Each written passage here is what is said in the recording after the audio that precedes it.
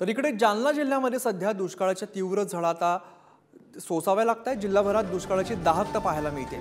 जालना तालुक्यातील जामवाडी गावामध्ये तरुण शेतकरी श्रीनाथ वाडेकर यांनी त्यांच्या 1 एकर शेतामध्ये लावलेले 400 मोसंब्यांची झाडं तोडून टाकलेली आहेत। श्रीनाथ वाडेकर यांनी 3 वर्षांपूर्वी त्यांच्या 1 एकर शेतजमिनीमध्ये 400 मोसंबींच्या झाडांची लागवड केलेली होती।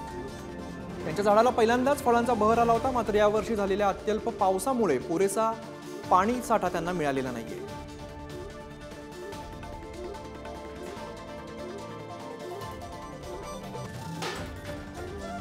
शेतकऱ्यांकडून 400 झाडं असलेली मोसंब्याची बाग ही जमीनदोस्त करण्यात आलेली आहे। आपण दृश्यांमध्ये पाहतोय मोठ्या प्रमाणात शेतकऱ्यांना याचा फटका बसलेला बघायला मिळतोय। पाण्याच्या अभावाने ही झाडं जी आहेत ती जमीनदोस्त करण्यात आलेली आहे।